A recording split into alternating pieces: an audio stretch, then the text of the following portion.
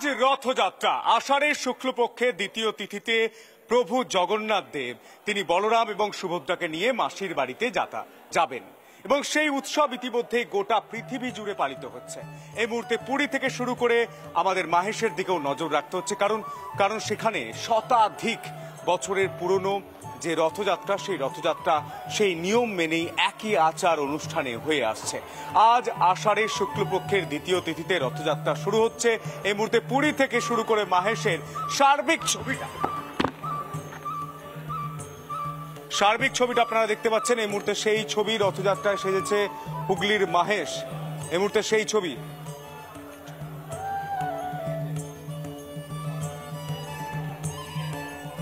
রথযাত্রা উপলক্ষে সেজেছে হুগলির মাহেশও। 628 বছরের পুরনো মাহেশের রথযাত্রা। সকাল থেকে ভিড় জমিয়েছেন ভক্তরা, মন্দিরে ভিড় ভক্তদের।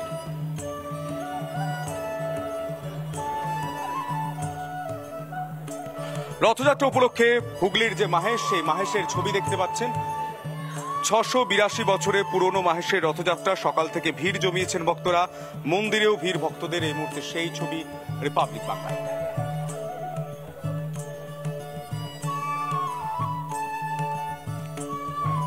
প্রভু জগন্নাথ দেব বলভদ্র এবং সুভদ্রাকে নিয়ে মাসির বাড়িতে বেড়াতে যাওয়ার উৎসব, সেই উৎসব শুরু হয়ে গিয়েছে। প্রতি বছর আষাঢ়ের শুক্লপক্ষের দ্বিতীয় তিথিতে শুরু হয় জগন্নাথ দেবের রথযাত্রা। পুরী সহ গোটা ভারতবর্ষে মহা সমারোহে পালিত হয় রথযাত্রা। গোটা পৃথিবী জুড়ে এই উৎসব।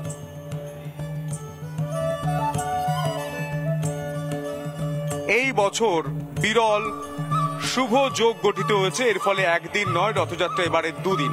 আমরা হুগলির মাহেশ থেকে সরাসরি রয়েছেন রামকৃষ্ণ। এই মুহূর্তে আমি যে ছবি দেখতে পাচ্ছি, 682 বছরের যে পুরনো রথযাত্রা, সেই রথযাত্রা দেখার জন্য মানুষের ঠিক থেকে ভিড়, তিল ধারণের জায়গা নেই এবং মানুষ দু হাত তুলে একটাই কথা বলছেন, জয় জগন্নাথ। কি ছবি উঠে আসছে।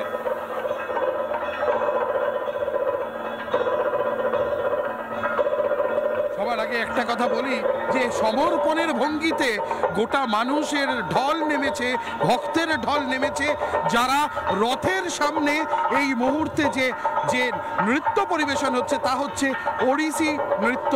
যা ইতিমধ্যে আমরা জানি যে ওড়িশি নৃত্যের যে একটা ফর্ম আছে গটিপুয়া, অর্থাৎ নারী সাজিয়ে ছোট ছেলেদেরকে একটা সময় রথের সামনে প্রভু তার নৃত্য তিনি উপভোগ করতেন। এবং সেই সময় একটি বড় সমস্যা দেখা দেয় যে বিধর্মীদের আক্রমণের ফলে সেই নৃত্যশৈলী ধ্বংস হতে বসেছিল। তা নতুনভাবে নতুন ফর্মে জগন্নাথ দেবের সামনে পরিবেশন করা হচ্ছে বা পরিবেশন করা হয়ে থাকে। এই মুহূর্তে সেই ছবি আমরা দেখাচ্ছি এবং সেই রথের সামনে সেই নৃত্য পরিবেশন চলছে এবং ঠিক থেকে মানুষের ভিড়, ভক্তের ভিড়। এবং সেই সঙ্গে যেটা হচ্ছে যে আমরা আরেকটা কথা অবশ্যই বলবো যে এই 9 চূড়া বিশিষ্ট যে লোহার রথের যে স্ট্রাকচার, সেখানে ইতিমধ্যেই সুভদ্রা দেবী তিনি উঠে পড়েছেন। এরপরে সুভদ্রা দেবীর এরপরে নিয়ে আসা হচ্ছে বলভদ্র দেবকে। বলভদ্র দেবের পর এখানে উঠবেন জগন্নাথ প্রভু। তিনি উঠবেন, রথারূঢ় হবেন, একেবারে উঁচু তলায় তিনি থাকবেন। সেখান থেকে তিনি দৃষ্টি অর্থাৎ কৃপা দৃষ্টি বর্ষণ করবেন গোটা দুনিয়ার উদ্দেশ্যে। এই হচ্ছে জগন্নাথ মাহাত্ম্য, যে মাহাত্ম্যকে বাঙালি বারবার আপন করে নিয়েছে শ্রী চৈতন্য মহাপ্রভুর সময় থেকে শ্রীরামকৃষ্ণ।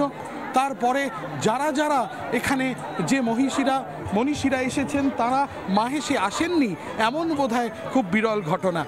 বারবার দেখা গিয়েছে সাহিত্যতেও এই মাহেশের কথা উল্লেখ রয়েছে। বাংলার সাহিত্যে অর্থাৎ বঙ্কিম সাহিত্যেও এই মাহেশের উল্লেখ বেশ আলোচনার বিষয়। তাতে কি দেখা গিয়েছে? সেখানে দেখা গিয়েছে যে মাহেশের রথের মেলার কথা মাহেশের রথের মেলা, তা আজ 628 বছরের যে ইতিহাস তা আজও অমলিন। কয়েক লক্ষ মানুষ ইতিমধ্যেই তারা, আমি সেই ছবি দেখাচ্ছি, কিন্তু যে এখানে যে তিল ধারণের জায়গা নেই তা দেখে বুঝতেই পারছেন আমাদের দর্শকরা, আমাদের ভক্তরা যারা টেলিভিশনের পর্দায় রয়েছেন, রিপাবলিকের পর্দায় চোখ রেখেছেন। তবু আমরা চেষ্টা করছি সেই ছবি তুলে ধরবার। মাহেশের এই যে সময়টা, এই সময় হচ্ছে অত্যন্ত একটি গুরুত্বপূর্ণ সময়। এরপরেই মাহেশের রথ তার চাকা গড়াবে, আর ঠিক তখনই একটি জানান দেবে একটি বুলেট, একটি রাবার বুলেট, তা আজও সেই ধারা বহন রেখেছে। একটি মাত্র চাকা গড়ানোর সঙ্গে সঙ্গে একটি ফায়ার করা হয়, যাতে বোঝানো হয় যে একটি মাত্র চাকার পথ অতিক্রান্ত করলো প্রভুর এই রথ। অর্থাৎ তিনি এগিয়ে যাচ্ছেন তার যে সামনে যে গন্তব্যস্থল গুন্ডিচা বাড়ি, মাসির বাড়ির উদ্দেশ্যে তিনি এগিয়ে চলেছে। এই ছবি দেখাবো আমরা, দেখো আমি ছবি দেখাচ্ছি। বলভদ্রদেব তাকে এই